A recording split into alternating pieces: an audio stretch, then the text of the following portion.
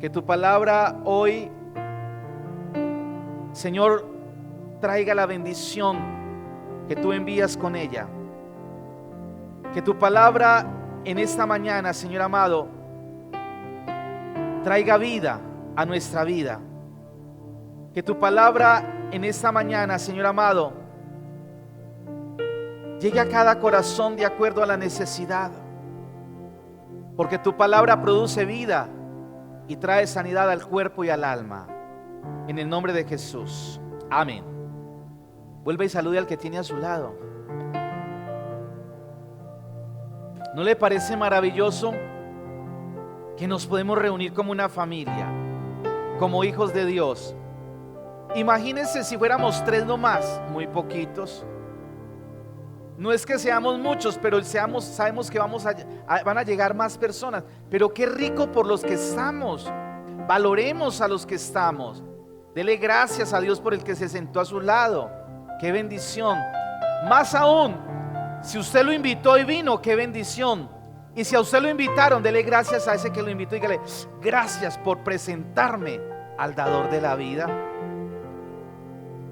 Titulé este mensaje: no es lo que ves, es la raíz. Diga conmigo: no es lo que ves, es la raíz.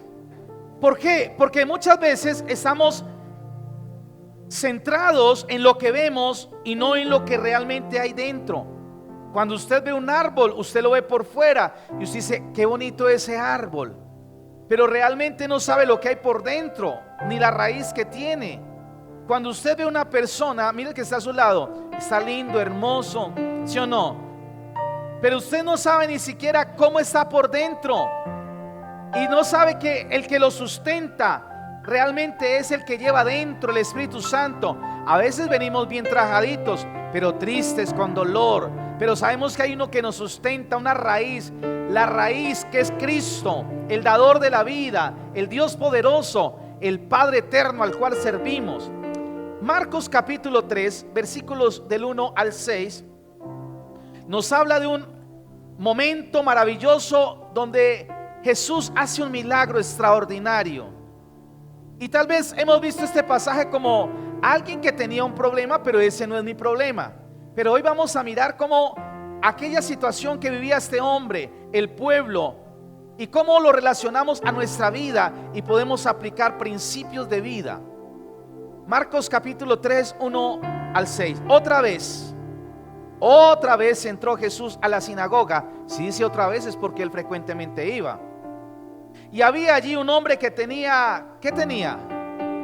Seca una mano, y le acechaban para ver si en el día de reposo le sanaría, a fin de poder acusarle. Oiga, estaban más interesados en acusar a Jesús por sus acciones que ver un milagro, que ver a otro bien. Entonces dijo al hombre que tenía la mano seca: levántate y ponte en medio. ¿Qué le dijo? Levántate y resplandece. Levántate, sal de tu escondite. Ven, ponte en medio, que la gente vea lo que Dios hace en ti. Y les dijo: ¿es lícito en los días de reposo hacer bien o hacer mal? ¿Salvar la vida o quitarla?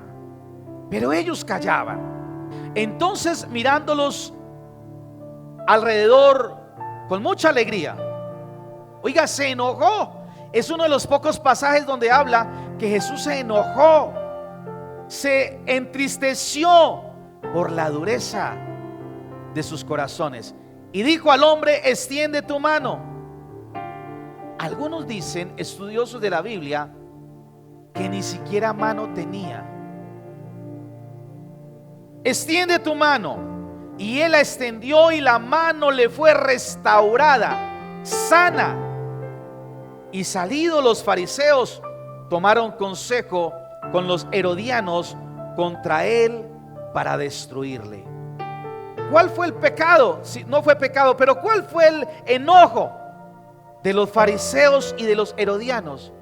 Ver a otro bien, ver que otro había sido sanado. La dureza del corazón. En la sinagoga había un hombre con una mano seca. El hombre no está muerto, no es ciego, no es leproso, no es una condición que amenaza su vida, pero sí limita su propósito. Le limitaba su propósito. La mano seca era una imagen de una vida limitada, de una capacidad que había dejado de funcionar. Una capacidad que había dejado de funcionar. El hombre tiene una mano seca, pero hay gente que puede venir a este lugar y no tiene una mano seca, pero sí tal vez una área de su vida tiene una capacidad que Dios le dio, dejó de funcionar. ¿Qué capacidad que Dios te dio ha dejado de funcionar?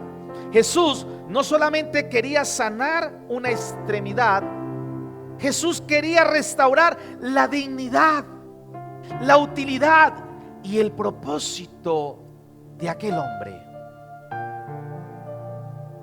Dios no siempre está satisfecho únicamente con que tú y yo vengamos a este lugar. Dios quiere satisfacción para Él y para nosotros cuando todas las funciones que Él nos dio están en operación. Hay personas que se congregan, pero tienen áreas secas en su vida, sueños secos, matrimonios secos, oración seca, ministerio seca, pasión seca, fe seca, corazones secos. Se congregan, pero están secos de alguna manera. Y la palabra griega para utilizada allí es marchita, consumida o seca. Aquello que antes tenía vida perdió fuerza. ¿Qué ha perdido fuerza en tu vida? Y en la cultura judía, las manos representan trabajo, representan servicio, producción, autoridad, relación, capacidad, productividad y capacidad de bendecir. Es decir, que un hombre con la mano seca en la sinagoga era de cierta manera una humillación. Se sentía humillado, se sentía lejos de otros, incapacitado física, emocionalmente y aún espiritualmente. Era señalado por los demás. ¿Cuánta gente no tiene una mano seca, pero tiene una parte de su vida seca y es señalado por un área de su vida que no funciona, que ha estado marchito? El hombre estaba vivo, pero había perdido la capacidad de hacer aquello para lo cual había sido creado. Hay quienes siguen viviendo, pero dejaron de soñar. Ahora, la decepción, la traición, el fracaso, el dolor, ¿ha secado alguna área de tu vida? Tal vez trabajabas con ímpetu, con fuerza, con ánimo, pero algo te afectó y ahora trabajas porque te toca. Amas porque sencillamente estás con alguien y dices debo de amarle, pero no le amas con pasión. Sirves porque sabes que tienes un llamado, pero perdiste la pasión. Ayer estuvimos en santuario y me conmovió el Señor mucho al ver una pareja que se estaba casando.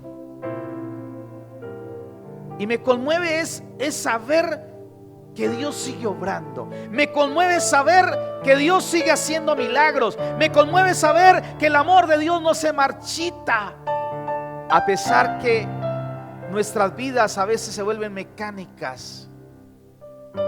Hoy es domingo, hay que congregarnos. ¿Verdad que hay que leer la Biblia? Pero se ha perdido la pasión. Hay sequedad en el corazón. Para un hombre judío del primer siglo, perder el uso de una mano era perder la dignidad, era una vergüenza social. Es que no es solamente una enfermedad física, era una crisis de identidad. como aquellos que han tenido un fracaso matrimonial y viven una tristeza, una crisis de identidad, porque es un fracaso, porque no pudo realizarse.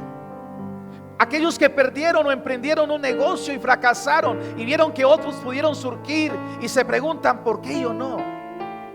Y viene una crisis de identidad, como si Dios no me amara, ¿por qué le permitió a otros y a mí no? Y viene la crisis de identidad, no valgo nada, no soy nada, ni Dios se acuerda de mí. Pero esto no es real, esto no es cierto. Hay quienes han perdido la capacidad de creer, de amar, de vivir, de soñar. No perdieron la vida, pero han perdido la función. Por eso quiero hablarle de 3 aspectos importantes en esta mañana. Y el primero de ellos es que el hombre está en medio de la situación en la sinagoga. Y para mí, la Biblia no lo dice explícitamente, pero para mí el hombre está escondido, está en los últimos puestos, está donde no sea muy visible. Y Dios lo llamó. El primer punto que quiero tratar es: Jesús lo llamó de las sombras. ¿Sabe que a veces nos ocultamos detrás de la sombra de alguien? Que no me vean. Vaya, dígale usted, hable usted. A mí me da vergüenza. Se oculta detrás de las sombras, pero de allí lo llamó el Señor. Y hay gente que ha estado tratando de ocultarse de Dios y Dios lo está llamando. Y le ha sacudido la barca y no ha entendido que es un llamado de parte de Dios. Hay quienes se esconden, pero Él dice: levántate, porque así le dijo el Señor: levántate. Y así te dice el Señor: levántate y ponte en medio. ¿Sabe qué le dice el Señor? Hey, usted, el de la mano seca, venga, ponte en medio de todos, que todos te vean lo que el Señor hace contigo. Jesús no lo sanó desde lejos, lo pudo haber hecho, pero lo llamó al centro. Vengan, miren, porque lo que es imposible para el hombre es posible para Dios. Y lo que ustedes en medio de esta sinagoga tenían, tal vez por amargado, lo habían desechado, lo habían aislado de la sociedad, Dios lo llama a que se ponga en el centro, porque lo más vil y menospreciado del mundo llamó Dios para avergonzar a los sabios. Por eso la gente dice: pero usted que era el borracho, pero usted que era el marihuanero, que usted que era que... Sí, soy yo, ese era yo, pero hubo uno que me llamó y me transformó. Y si Él me llamó, ¿quién puede hacerlo diferente? Si Él te llamó, ¿quién puede hacer algo diferente? Nadie aquí tiene una vida perfecta. Todos tenemos un pasado vergonzoso, doloroso, pero aún así Él nos llamó. La vergüenza siempre quiere esconder. ¿Sabe? Porque es una táctica satánica. La vergüenza hace que nos ocultemos y no hablemos de Cristo. Heridas, luchas, fracasos, preguntas, lágrimas. La vergüenza siempre quiere que nos escondamos. Jesús no avergüenza al herido, lo restaura. Por eso la mejor forma de restaurar no es llamar a la persona para hacer un juicio contra él o contra ella. Se lo va a llevar el diablo. Si Dios viene ahora, usted se pierde. Ese no es Dios. Dios habla, lo llama, lo sana, lo restaura, porque ese es el Señor. Mire, el Señor no sana lo que te empeñas a esconder. Él quiere que tú y yo abramos el corazón y le digamos cómo nos sentimos. He sentido vergüenza, he sentido tristeza. Porque en el contexto judío, las sinagogas era el centro de la vida religiosa. Allí se reunían los religiosos a estudiar la palabra. Allí se enseñaba la Torá y se discutían acerca de tradiciones, de ancianos y de una cantidad de cosas. De hecho, los fariseos habían desarrollado 39 categorías de trabajos prohibidos el día sábado. Y según sus interpretaciones, ideologías, diga conmigo, ideologías, las ideologías que ellos traían, los pensamientos que traían, que no eran basados en la palabra, sino ideologías, 39 de ellos, según sus interpretaciones, sanar una enfermedad solo era permitido si la vida corría peligro. Como las empresas de salud, para que atiendan a una persona tiene que ir ¿cómo? De vida o muerte. El día sábado no se podía hacer algo por alguien a no ser que fuera de vida o muerte. ¿Quién había impuesto esto? ¿Dios? No, el hombre con sus ideologías. Como la mano seca no amenazaba su vida, ellos consideraban que Jesús debía esperar hasta el día siguiente para sanarlo. El día es hoy. Hoy es el día de sanar. Hoy es el día de hablar de Cristo. Para ellos la tradición era más importante que la necesidad humana. Y hoy pasa que las ideologías están muchas veces por encima del mandamiento establecido en la palabra de Dios. Por eso escuchamos gente decir: yo prefiero amar a mi perro que amar a una persona, porque mi perro no me abandona, porque mi perro nunca me da la espalda, porque mi perro siempre menea la cola. En cambio el hombre es traicionero. Pues Dios dice que amemos al prójimo como a nosotros mismos antes que al perro. Si les duele, eso es lo que quiero, que entendamos que es la palabra, que es la palabra. Así me choque en mi alma, yo tengo que ir a la palabra, lo que Dios establece en su palabra. Porque usted y yo estamos acá porque creemos en Dios, porque usted y yo estamos acá porque queremos agradar a Dios. Y mi responsabilidad como pastor es enseñarle lo que la Biblia dice, derribando ideologías, pensamientos.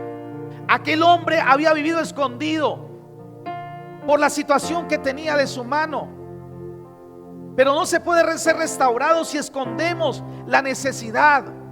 En Marcos capítulo 3 versículo 5 dice que Jesús se entristeció por la dureza del corazón. Somos duros de corazón, somos duros para perdonar la ofensa, somos duros para pasar la falta. Hemos dejado de ser compasivos. El hombre tenía una mano seca y los religiosos tenían un corazón seco. La mano seca impedía trabajar, pero el corazón seco impide amar. Hay tres clases de sequedad. Hay sequedad producida por el sufrimiento, como la de un hombre. Hay sequedad producida por el pecado, como Sansón después de alejarse de Dios. Y hay sequedad producida por la religiosidad, como los fariseos. Porque cuando hay sequedad en el corazón por religiosidad, nos volvemos gente cruel para condenar a otro. Dañamos en el nombre de Dios, utilizando el nombre de Dios. Condenamos en el nombre de Dios. Pero yo quiero decirte, el Dios al cual servimos y adoramos es nuestro Padre, que es un Dios bondadoso, de gracia y de bondad. La mano seca podía ser restaurada, pero un corazón endurecido es más peligroso. Hay personas, son expertas en esconder heridas, sonríen, cantan, predican y sirven, pero esconden la mano seca, esconden lo que realmente llevan por dentro. Y lo que el Señor dice es: yo quiero restaurar esa área en tu vida que se secó, esa pasión que teníamos por Dios, por honrarlo. Qué bueno que cuando me encuentro con personas que dicen: lo que pasa es que yo no quiero mentir y no voy a mentir para no defraudar a Dios. No, eso es incorrecto, y si Dios dice que es incorrecto, yo no lo voy a hacer. Porque el hecho de que mucha gente crea que es correcto, si no es correcto, no es correcto, así seamos pocos los que consideramos no ser correcto. Y la base es la palabra de Dios, la que nos dice si es correcto o no es correcto. En segundo lugar, El milagro ocurrió después de la obediencia. Jesús dijo: extiende tu mano. Y es que humanamente era imposible. Precisamente allí operó el milagro, en la obediencia. Cristo le pidió hacer aquello que no podía hacer. Y cuando el hombre obedeció, el poder de Dios se hizo real. Se glorificó el Señor, porque la obediencia abre puerta a la intervención divina. No fue primero el milagro y luego la obediencia.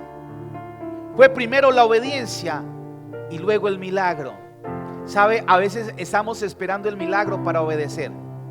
Por eso hay gente que hace cosas incorrectas. Primero espera el milagro. Si me hace el milagro, le prometo.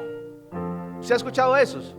Me hace el milagro y yo le prometo, le pago la penitencia. ¿Sí o no? Hágame el milagro y yo le respondo. Y Dios dice: obedéceme y verás el milagro. Abraham levantó el cuchillo para matar a su hijo. Moisés levantó la vara para dividir el mar. Los sacerdotes primero mojaron sus pies y aquel hombre extendió su mano. Es que Jesús confronta la dureza del corazón. Esta es una de las pocas ocasiones donde la Biblia menciona que Jesús se indignó, se molestó, se enojó, pero también sintió tristeza en su corazón. Jesús no se indignó por el pecado de la prostituta, pero los publicanos sí. Su enojo fue provocado por la dureza religiosa, la dureza del corazón. Mire, la Biblia nos habla de un Josué que obedeció, rodea la ciudad, y él fue y rodeó la ciudad.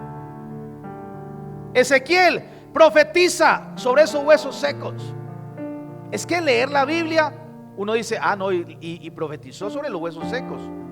Pero imagínese que usted es Ezequiel y usted es llevado a un lugar, a un valle de huesos secos, y Dios le dice: profetice. Pero si usted escucha la voz de Dios que dice: Miguel, profetiza, tal vez no fue una voz así. Tal vez Dios te está diciendo: profetiza sobre tu familia. Esos no cambian. No son más duras. Eso no se puede. Emprende un negocio, una empresa. No. Emprender empresa en Colombia, como es de duro. Es lo mismo. Dios le está diciendo: profetiza sobre estos huesos secos. Y él profetizó. Josué, ve y dale 13 vueltas a Jericó. Usted no escucha que Josué diga: no, esa caminada de pierde. Además, si usted lo va a hacer, pues hágalo con una. Él obedeció. Extiende la mano seca. Yo creo que el man dijo: ¿y cuál mano? Pero él extendió la mano. Pedro, ven sobre las aguas. Y Pedro caminó. Yo te pregunto, ¿qué te está diciendo Dios que hagas y no has visto respuesta? Porque sencillamente no has obedecido. Ríndete, pero sigues peleando con tu cónyuge. Rinde tus finanzas, pero sigues pensando que eres tú quien maneja los hilos. Entrega esa enfermedad, no es mía, porque el médico me dijo que tengo cáncer. Entrégalo, no es tuyo. ¿Qué te está diciendo Dios que entregues, que hagas? Un acto de obediencia. La obediencia libera el poder de Dios. El hombre, mire, este hombre pudo haber dicho: no puedo, lo he intentado muchas veces, los médicos ya me vieron, así nací. Pero este decidió obedecer, y mientras extendía la mano, el poder de Dios comenzó a fluir en la obediencia. Jesús le dijo, Jesús sanó ¿cuántos leprosos? 10 leprosos. Y Jesús no dijo: son sanos. Ellos estaban leprosos. Y Jesús les dice: vayan y muéstrense al sacerdote. Y dice que ellos empezaron a caminar, a correr, y entre tanto iban, fueron sanados. De repente uno miró y dijo: ay, ya no me pica, ay, estoy sano, estamos sanos. Y solo uno se devolvió a dar gracias al Señor. El milagro que ocurrió, entre tanto obedeció. Sabe que hoy una de las ideologías que el mundo nos brinda es rebelarnos. Vaya en contra,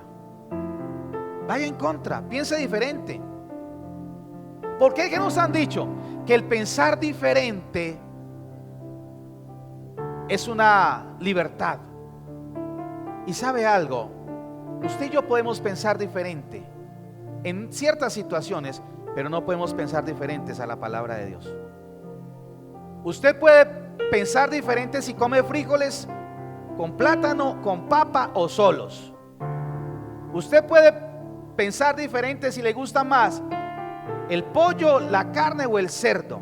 Pero lo que usted y yo no podemos pensar diferente es lo que Dios ya dijo, que no es pensamiento humano, sino pensamiento de Dios. Ahí es donde usted y yo no podemos pensar diferente. Y en tercer lugar, mientras uno era restaurado, otros se levantan o se llenan de odio.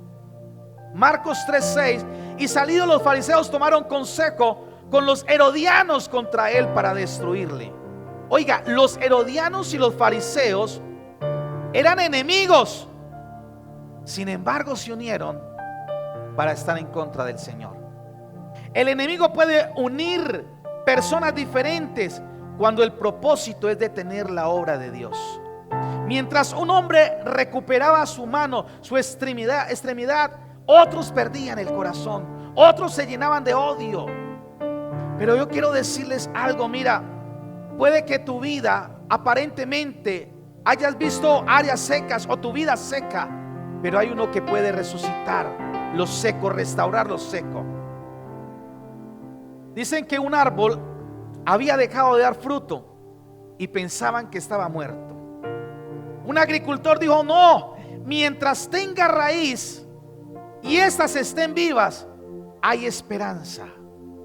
Pasó el invierno y cuando llegó la primavera, el árbol volvió a florecer. Yo quiero decirte en esta mañana, tu raíz es Cristo. Y aunque haya estado seca alguna parte, área de tu vida, volverá a florecer en el nombre del Señor. De igual manera, hay áreas en nuestra vida que parecen secas, pero Cristo es la raíz. Todavía hay esperanza. Y es que Dios no restaura a medias. Dice que fue restaurada su mano otra vez. Jesús no lo hizo como una reparación temporal, la restauró completamente, porque Dios no remedia, Dios restaura. Dios no usa esa pastillita para el dolor, Él quita el dolor totalmente. Joel 2:25 es una promesa para nosotros hoy también.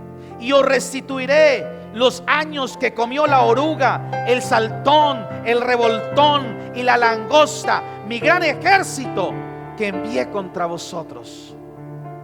Esto ocurre cuando hay obediencia. Lo que el dolor secó, lo que la traición secó, lo que el miedo y la desesperanza secó, lo que la decepción secó, lo que el pecado secó, Cristo tiene el poder para restaurarlo. Pero tiene que ver con obediencia. En una ocasión nosotros fuimos a Santa Marta en un tiempo seco y veíamos árboles que solo eran chamizos. Para mi pensamiento y tal vez para el de mi esposa, ese árbol para lo único que servía era de pronto para hacer una fogata. Y el que nos estaba dando el tour, el guía, nos dijo: mire, esos árboles que están aparentemente secos, solamente con una lluvia vuelven a aflorar y vuelven a florecer, a dar fruto. No importa lo que haya pasado y qué parte de tu vida seca esté, Dios la puede restaurar. Un árbol puede parecer muerto en invierno, pero en invierno vuelve a resucitar. Esa sequedad se va, vuelve a dar hojas, vuelve a dar fruto. ¿Dejaste de creer en que se puede amar? ¿Dónde abandonaste tus sueños? ¿Dónde dejaste las ilusiones y lo que soñabas con Dios. El milagro no comenzó cuando la mano fue restaurada. El milagro comenzó cuando el hombre decidió obedecer. La obediencia trae bendición. La obediencia nos libera. Y quiero terminar con esto. Apocalipsis 5:5.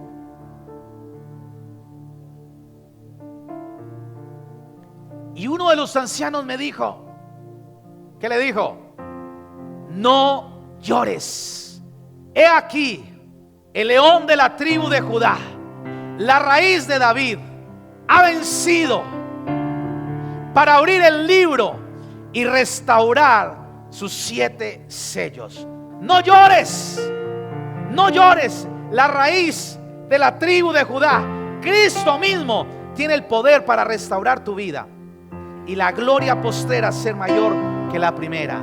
Apocalipsis 22:16. Mire lo que dice el Señor. Apocalipsis 22:16. Yo, Jesús, he enviado mi ángel para daros testimonio de estas cosas en las iglesias. Yo soy la raíz y el linaje de David, la estrella resplandeciente de la mañana. Él es la raíz. Él es el que nos da el vigor. Aunque tu vida aparentemente se haya secado, o una área de tu vida se haya secado, solamente necesitamos la palabra de Dios y volverá a tener vida. Lo que aparentemente estaba seco, lo que aparentemente para el ojo humano había muerto, Dios lo puede restaurar, Dios lo puede resucitar, porque los días venideros deben de ser mejores para nosotros que los que ya pasaron. ¿Sabe que hay gente hablando y en los postreros días, y hablan de la tragedia? No, y es que vamos a tener problemas. No, y es que vamos a tener tragedia. No, y es que, ¿y por qué vamos a tener tragedia? ¿Y por qué vamos a tener problemas? ¿Por qué tenemos que vivir bajo un temor, bajo un miedo sobre el futuro y sobre lo que vendrá? Si la Biblia dice que podemos confiar en la providencia de nuestro buen Dios, que Él prepara pastos para su pueblo, para su iglesia, ¿por qué tenemos que vivir con temor? Vivamos con expectativa de lo nuevo de Dios. Si no hay una contradicción de pensamiento, o sea que nuestro Dios preparó la tristeza, el dolor, la amargura. No, la Biblia nos dice que con cada situación Él nos dará la salida. Pero Él nunca nos llama a orar por la tragedia, ¿o sí? Oren por la amargura, oren porque los voy a destruir, oren porque los voy a castigar. No, Él dice, claro, Él dice que habrá dificultad para el desobediente, que la ley fue puesta y la justicia para el desobediente, no para los que amamos y obedecemos a Dios. Buscar a Dios no es difícil, buscar a Dios es fácil. Lo difícil es luchar con nuestros pensamientos que quieren hacer lo contrario a lo que Dios establece. Quiero que usted se ponga de pie y oremos en esta mañana.